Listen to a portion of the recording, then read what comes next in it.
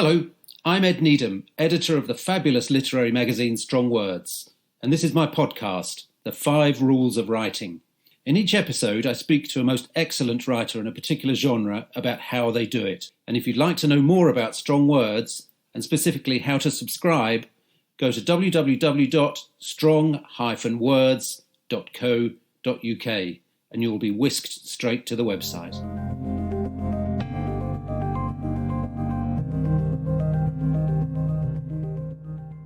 Hello and welcome to the 5 Rules of Writing, brought to you by Strong Words magazine. Now, this is a podcast where I talk to writers about the 5 things they know to be true in writing, whatever it is that they write for a living. So whether they spend their days composing Icelandic sagas or recipes for a 3-day vegan feast, there are some aspects of their work that are absolutely non-negotiable. Now, sharing her 5 rules today is the author of Strong Words' favourite history book of last year, the book called The Darkness Echoing, Exploring Ireland's Places of Famine, Death and Rebellion, for which my guest, a history professor at Liverpool John Moores University, had the most inspired idea. She decided that to examine how Ireland presents its own story of suffering and conflict to the public, she would undertake an itinerary of what she calls dark tourism, and so visited Ireland's various battlefields, decommissioned prisons and sites where history once made its dreadful mark, to see how these places choose to present the past. Do they go with the straight facts of what can be supported by evidence, or do they prefer to fill the car parks and gift shops with a version that sticks less to the truth and more to lurid or morbid legend? And she does it in many instances by bringing to the project something rarely found in a history book, great wit and even laugh out loud humour. So I'd like to welcome the creator of this magnificent achievement, Dr Gillian O'Brien. Dr O'Brien, welcome. Thanks, Ed, for having me. I hugely enjoyed this book, but when were you first alerted to the problem that some of the guardians of historical sites were playing a bit fast and loose with the truth of what actually happened? I think the idea sort of came to me when I was working on a couple of museum projects that looked at, there were fortresses or they were prison museums, or they were going to be prison museums. And I realized that, contrary to my expectations, that everybody who worked in museums didn't always travel around to look at similar museums, partly because they don't have time and they don't have the money to do so. And so in my innocence, I decided I would start by looking at all the prison museums and thought that would take a couple of weeks and I might get a nice little report out of it. And it was a really sort of naive departure off on a little road trip that suddenly became a 2-year project.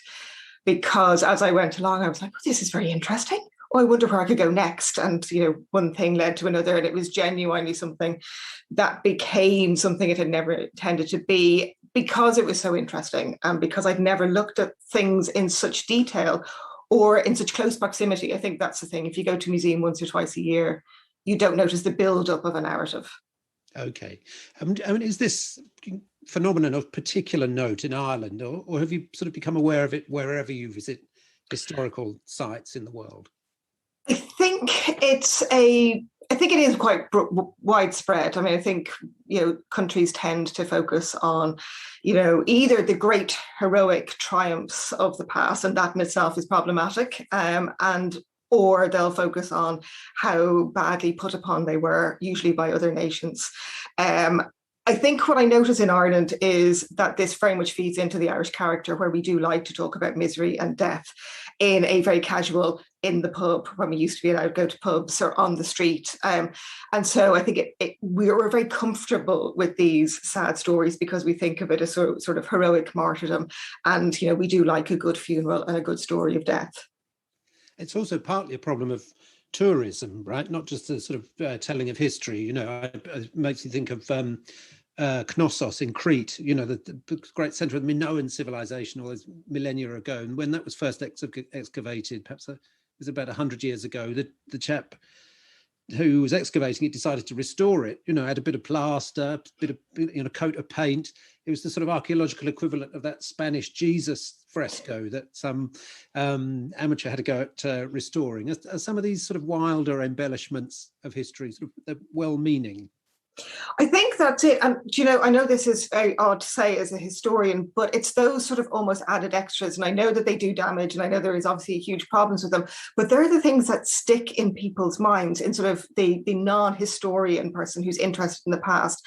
And if that brings people to go to places and to read another book or to go to a second museum, I'm sort of all for a tiny bit of I guess it's called vandalism. But, we go around all these places and we look at 19th century what we call graffiti. And it's like, oh, isn't this amazing? Like, at the time, they would have been regarded as the vandals of their day. But now we look at it very differently, because you can see that John F. was here in 1873, and it's something to talk about. So, one generation's vandal is another generation's, great story or something. So I think we can be very precious about the past in ways that I'm not sure we ought to be. Okay, and how did you, I certainly get the impression from the book that you inspected pretty much the entire country. Did you manage to get round as much as you wanted to, or did you just scrape the surface in your investigation? Well, I think in the book, I talk about 200 and something sites, and I went to a lot more that didn't quite make it into the book. And there are many more still to see when you branch out beyond sort of the museums into all the little heritage sites and all the memorials on the sides of roads, and the holy wells that are kind of part of people's culture. I could have written a book twice as long, but I kind of held some things back because I want to get back on the road and do more, because I think there are more tales to be told. From Strong Words magazine, these are the 5 rules of writing.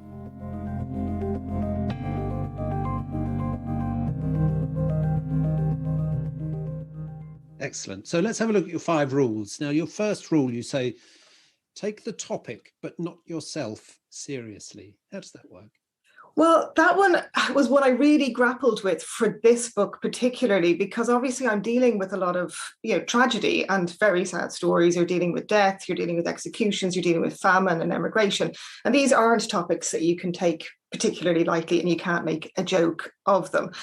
But I didn't want to write a book that was going to be terribly dull and tragic, and that people would feel really weighty going through and going, do I have to get to the next page?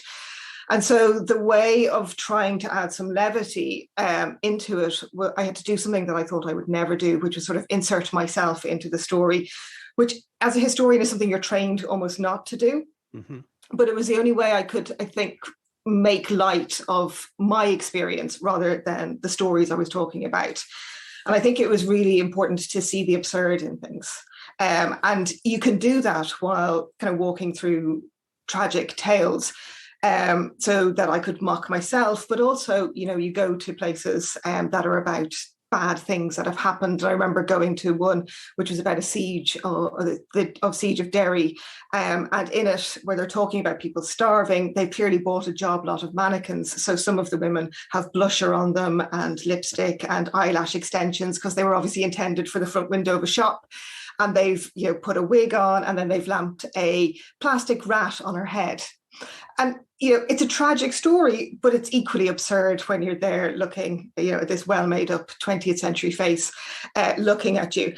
So I think those were the sort of things that I could make light of. And then, the commodification of history, where you go around, stories of great tragedy, or great loss of life, and then you land into the gift shop.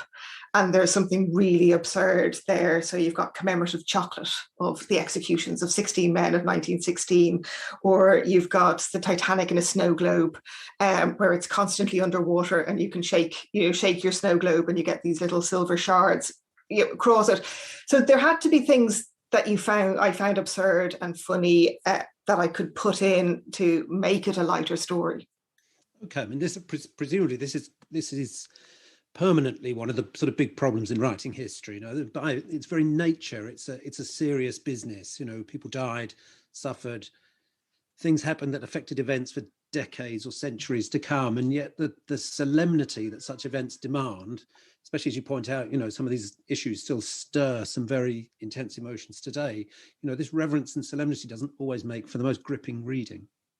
No, and I think that's one of the things about history books generally, is that people are reluctant to a large part to get involved or interested in really serious history topics. And I thought one way of trying to do that, and I really wanted to write for, not for other historians, but for people who had an interest in history and an interest in Ireland. And I think that is one of the problems. If you make it really boring, even if it's really accurate and very important, if people don't read it, then your story isn't being told. So I wanted to tell a serious story, but I wanted to try and make it entertaining and interesting and something, that people might talk about, that it might spark conversations. So, there were stories of, say, my grandmother laying herself out when she was alive to see how she'd look as a corpse. And she wanted to be a beautiful corpse.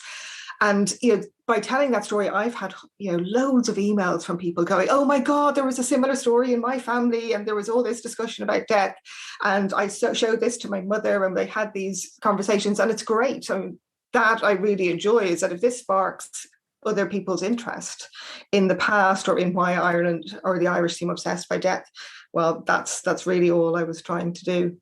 Well, it's a brilliant beginning to the story. This, when you're talking about your grandmother and sort of planning the details of her own wake, probably years before such details are going to be put into effect. And then when the day comes, your unfortunate English husband finds himself a bit green about the gills as she lies in her coffin among the tea things at her wake. How does this sort of heightened familiarity with death and morbidity affect its presentation at tourist sites?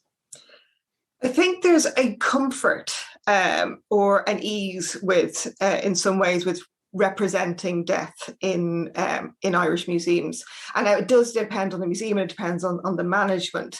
But I've rarely seen sort of great agonizing over the presentation of human remains. You do see it a little in some of the state-funded museums, but there's a site in Dublin called St. Michan's Church, and the vaults of that church have been open since the 19th century, and there are a number of mummies there, and their bodies are visible because their coffins have broken open over time. And you can literally wander down there with a guide who essentially just opens the grating for you, and you go down. And it's there without any sort of embellishment or any real discussion about whether or not we should be looking at these bodies. And it's one of those things where you kind of go, "Oh my God, should we be doing this?" But equally, isn't this amazing that you get to go and see this? And they've all sorts of stories about how one is a nun and one is a crusader. And if you ask, how do they know that? They don't really, but they make for really good stories. And as an experience, it's something that I always recommend that people do, even though, you're not getting very, detailed historical explanations about anything. But, half of going to these places is to be, entertained. I mean, that's why people go. And I've often wondered, at what point is it normal to get up in the morning and go, "Right, come on, kids, we're going to a prison for the day." And yet, hundreds of thousands of people do that every year. So, I mean, one of the things that I really took from the book is just how much or how much more I was able to sort of remember or retain thanks to these sort of personal or sort of lighter touches. I've got the great shelves of books behind me, several hundred pages long, and sometimes I only remember one or two details from them. I mean, if I'm lucky, I remember two, I think. And I think it's the same from history books. They can be so challenging and difficult that actually it just all blends into some great sort of block of something too difficult to sort of comprehend. So I really like the fact you mentioned you do that little test with people you were at school with, and so what do you remember from history at school? And they can often remember maybe one detail or two details, and those details in themselves are often wrong, or they've somehow become over embellished, or they were wrong in the first place, or they're connected to the wrong thing. So how strong a grasp do you think people generally tend to have of their national history, given that it's such a difficult topic to retain in one's head? I think people have a feeling about their past, and that it's really partial, because I mean, certainly in Ireland, you have to do history until you're 15, and then you don't have to do any history at all, but you're just doing the school curriculum. And yet I've never met a group of people who have such strong opinions about their past. And then I used to wonder, what was that based on? So if everybody stops learning, I don't remember anything at all I learned about maths. Long division sort of defeats me, and I definitely learned that until I left school. And I've no idea about fractions or anything like that. So I'm assuming that if you don't continue to study history, you do end up with those tiny partial things that just sit in your head. And for me, it was about a guy called Silken Thomas. And all I can tell you about Silken Thomas is that he was known as Silken Thomas because of the fine clothes he and his troops wore, which we had to learn by rote. I can't tell you anything else about him. And I realized that people have very strong opinions based on almost nothing. So it might be based on having watched a documentary at one point, but it might be based on what they learned at school or what their parents told them, or the local lore about a local area. And in Ireland, there is this real history by osmosis, that if you're from a place, it doesn't matter if you've never read a book about it, that somehow by standing on that very soil, it seeps up through you. And if somebody who's not from there, but has, a PhD or has spent years and years working on it, if they have an opinion, well, that's not anything like as valid if you've got 6 generations from the soil, or you've learned a ballad about it, which I used to find with my own grandfather, who was from Wexford, where there was a big rebellion in 1798. I wrote a PhD on this topic, but he learned the lyrics of one ballad, and me versus the lyrics of a ballad, the ballad always was going to win. So, and it's not just in Ireland. I think I can replicate that feeling pretty much anywhere. And I see it very much in Britain, where I'm teaching in a university here, the stories of empire. And, I have obviously now a lot of British students, and an Irish perspective of Churchill and an Irish perspective of Oliver Cromwell is a very different perspective from a British perspective of both of those, or particularly an English perspective of both of those men. So that's one thing that doing this book has been really good for me, is to always recognize that there are other ways of telling a story. And my way is one way, but you can tell it other ways. Quite. And it kind of leads on to the second point you made about your second rule is to have a sense of place. And what does a sense of place mean to you? Well, it seems like a silly rule really for a historian, because I can't go back. If I had a special power, it would be to time travel back. And obviously I can't do that.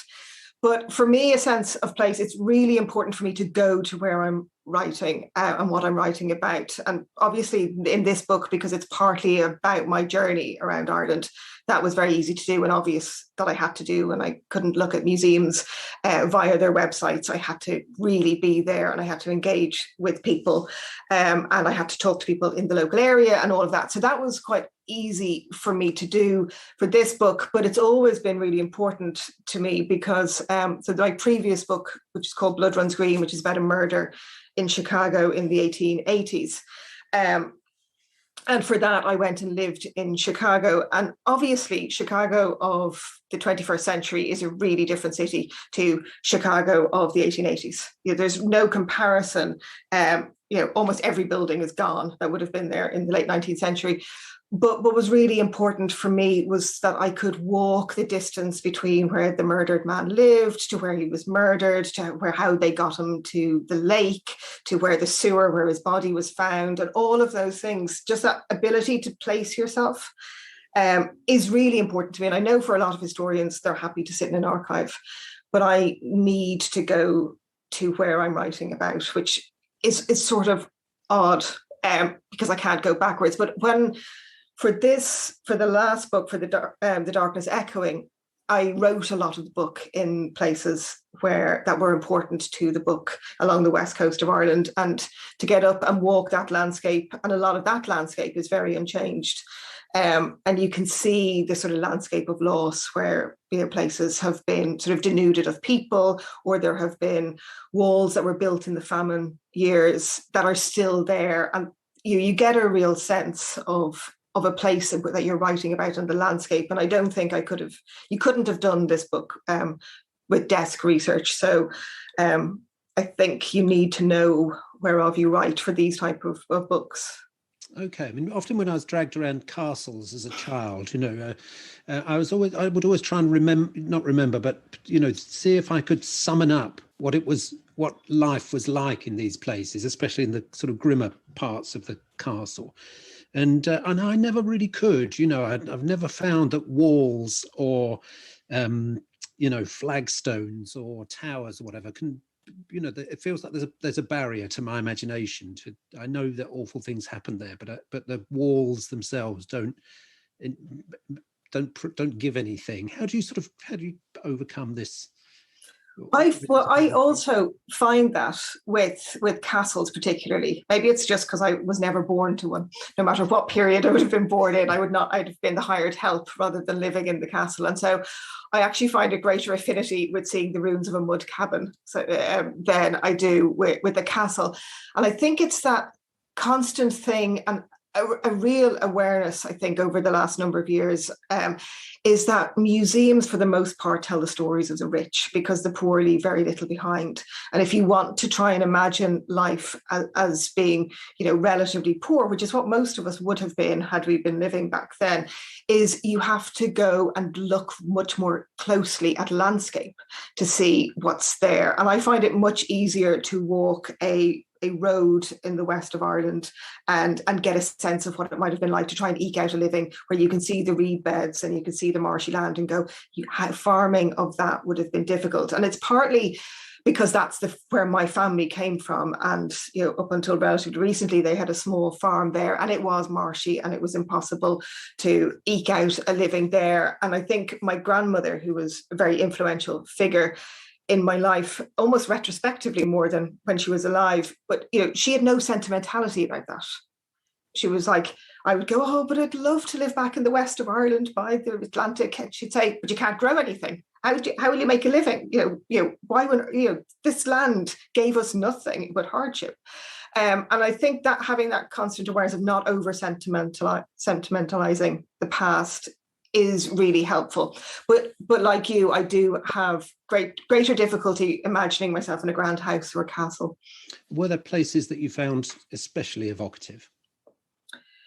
Yes, but they're not sort of the obvious places. They're sort of standing in a graveyard. And there was one particular event which didn't make it into the book because, I don't know, in a way it was so moving. I was over in Galway and in the sea swimming with a friend of mine, and we looked up at back at the coast, and you could see a series of just stones on the top of a mound, and we could see them from the house we were staying in, and it looked like it was just a scattering of stones. But when you were out in the sea, you could see that they were done along kind of lines and that they had been placed there. So after we finished swimming, we climbed up onto the mound, which had lots of don't enter, keep away, private property, which we obviously ignored. And when we got there, it was really clear that this was a graveyard, and that this was a graveyard which in Ireland is called a killeen, and it's a graveyard for those who died outside the church.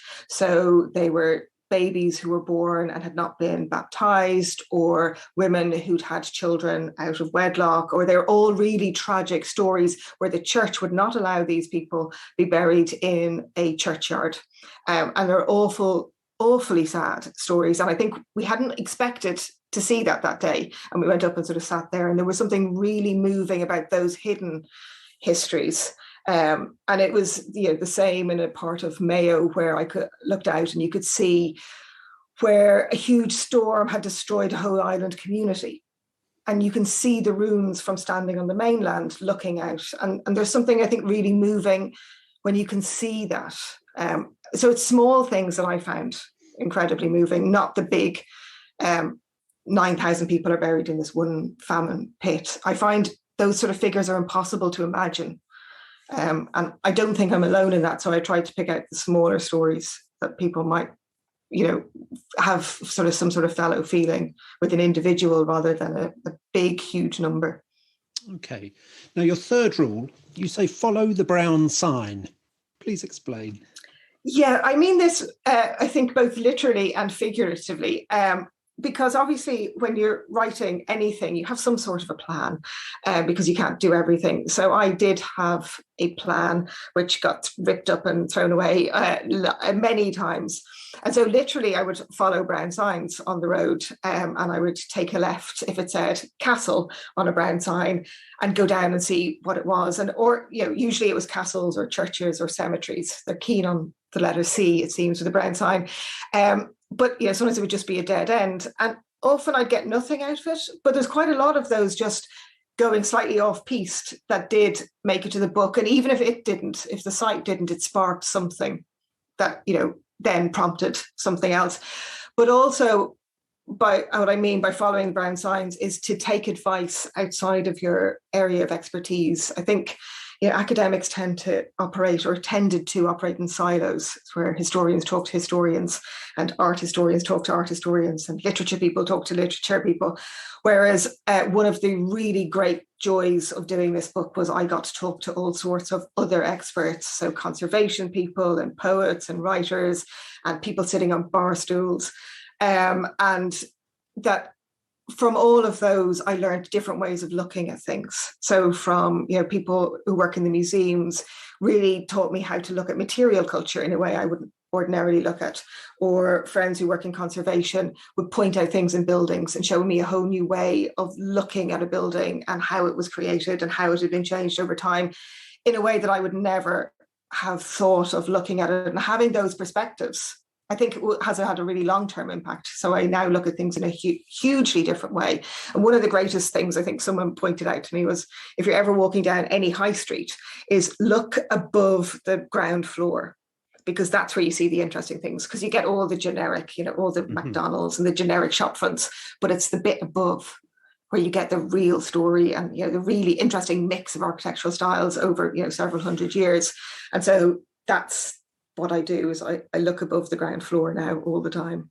And one of the big themes of your book is how some historic sites have gone full legend, you know, anything to pull the visitors in, regardless of historical accuracy. What were some of the more outrageous misrepresentations? Well, the one that was most, I think, damaging, and the one that I called out more than any other, is this idea that the Irish were slaves. Which, you know, comes up time and again, particularly on, you know, the internet or on Twitter.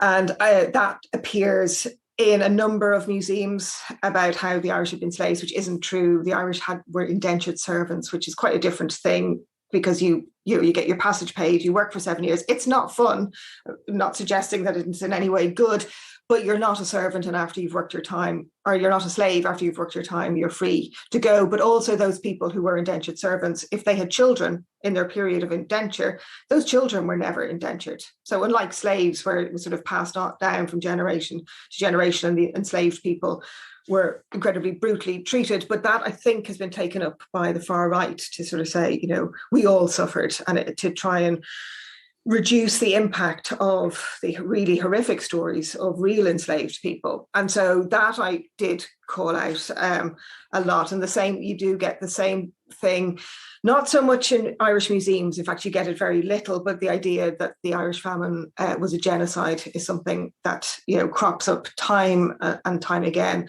Though I think, to be fair to all the Irish museums, they don't try and propagate that myth. Okay. Now, your fourth rule, you're going to help me with this one a little bit. It says, you say, balance synthesis with originality. Now, we're kind of getting into academic altitudes where I start to run out of oxygen a little bit here. So talk me through this one gently. Well, you're not the only one. I think one of the things that I hated about being a history student, and I do think this has hugely improved, is that historians were taught how to research, but were never taught how to write. And in fact, you were trained to write in the passive voice, which is, you know, something that's very good at putting me to sleep. I like people to actually have an opinion, and for that to be clear in it. And so in writing this book, which, for The Darkness Echoing, I really wanted to write it as a book for people who knew nothing about Irish history, but also for people who do know about Irish history. And so I built it, I think, on the back of a lot of other people's work. So I wanted to synthesize sort of the best of work that has been written, because obviously I think my book covers about 5,000 years of Irish history, and I am not an expert on 5,000 years of Irish history. But I am fortunate that I know a lot of people who are experts in different periods. And so I did pull in lots of favours of saying, if you were to write about Newgrange and what would you read? So friends sort of gave me the best of, which I went off and read. And so, the foundations of the book are based a lot on, generations of other people's work. And so I wanted to synthesize that and bring the best of that. But I also didn't want it to just be a rehashing of what other people had written. So there is a huge amount of original research in this book based on, I guess, all of the field trips, but also the research I've been doing for the last sort of 15 years. And I think it's not a book I could have written years ago. I think it's a book that you can only write when you've been teaching for a long time and know what stories catch students' attention, and also when you've been doing research in a range of things. So that's really what I meant about that balancing synthesis with originality, but also not just building it on historians, because I think it's really important that we look at the importance of fiction and poetry and plays and music in building up people's sense of their own identity and the sense of the past. So I was really interested in, looking at plays and listening to, having a soundtrack of Ireland's past, and to go away from kind of just traditional, historians like archives and dusty things and things that are written down. And I wanted to see, what have we painted? What have we designed? What have we sung? What have we danced to? Those, and to try and bring a sense of that, because I think that's what people find, people who are not professional historians, more engaging. If you can, go have them read it and go, oh, I know that song. And it's not just Boney M's Rasputin, which I had to at some point put in. And you also, your fifth rule, you say embrace contradictions. What sort of contradictions did you run up against? Well, but I ran into all sorts of contradictions, both within myself and, in the museums themselves. And I think one of the big problems, and I partly blame Twitter for this, is that everything now is binary. You have to have a very strong opinion, and it has to be unshakable, and you have to be able to say it in 280 characters or less. And I find that shuts down all sorts of conversations, and it doesn't allow for any evolution of thought. Because I'm always amazed that people have such strong opinions about pretty much everything, when I struggle to have an opinion about whether I want tea or coffee in the morning. But I think it's okay to have two contradictory ideas in your head simultaneously. I don't think that that's a problem. I think there's in Joyce's Finnegan's Wake, he talks about having two thinks at a time, and I'm great for having two thinks at a time, because I can go into a museum and I can see, say, the bog bodies in the National Museum, where these bodies were incredibly well preserved because they've been in an Irish bog for several thousand years. And I can go in and go, these are amazing. I am so privileged to be able to look at these and to look at the hands and see, you can still see the skin and the nails. And it's remarkable. Every time I go in, I'm amazed by this. And I love that I can do that. Equally, I can at the same time have a thought in my head, which is, these people never gave permission for me to stand here and look at them. And I can carry both of those thoughts absolutely simultaneously, but I think we're increasingly not allowed to do that. That we're expected to go, no, this is a very bad thing. These people did not give their permission, or this is great. And I wanted to be able to say, you can have these things. You can say, the famine is absolutely appalling and the British government were dreadful and they should have done more, without condemning all British people everywhere, which sometimes doesn't seem that you're allowed to do. Nuance. I wanted to put in nuance, and I wanted to be open to say, I'm happy to change my mind if there's new information. that's fine. It is quite puzzling, isn't it, that people can on one hand be so puritanical and dogmatic, and yet at the same time, all these, with every sort of new topic that one comes to, I come to it from a position of ignorance. And so knowing how limited my knowledge is of a particular subject, everything that means that many things may possibly be true. I don't know, and yet so how having opinions on things which they by definition can't know anything about. Well, this is true. I think that as I was doing this, I think maybe just in general, I found that the more I know, the less I know. Yes, right. And sort of the more that you get in your head, the more you accept that you're not an expert on everything. And that I'm really frightened of people who are so, determinedly confident in their opinions, because it doesn't leave you much wiggle room to back down and say, oh, okay, I got that wrong, or I'd like to change my mind on this because I've now read this. And that different perspectives on a story can all be true. So it's okay and totally true if you're Irish to say Oliver Cromwell was appalling. There's nothing good from an Irish perspective about Oliver Cromwell. It's equally okay if you're looking at parliamentary history to say, well, actually, not all bad. The same for Churchill. There are good things about Churchill, equally awful things about Churchill. And that's fine. I think we can have all these different perspectives. And I think, I've noticed, all of this narrative about COVID and lockdown and we're all in it together. I kind of wonder how, when we look at this in years to come, how representative we'll find historians have been about our own personal experiences. It makes me wonder, when you read about the Blitz, were they really all in it together? I don't know. I mean, another of the problems that you run up against in this field is that is that there are multiple versions of the same event. There's a very amusing bit about different people telling you exactly how Michael Collins died, and all of them are absolutely adamant that this is the version. And I think there are 5 or 6 different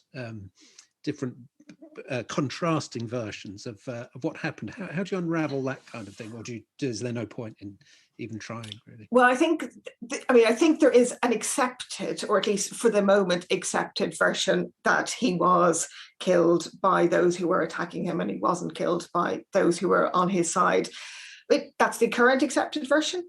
But anything to do with Michael Collins is always so controversial. And really recently on Twitter, I put up a photograph of Michael Collins' slippers, which are my absolute favourite artefact of all the artefacts that I've ever come across, because they're bright blue embroidered slippers with a wolf face on the front.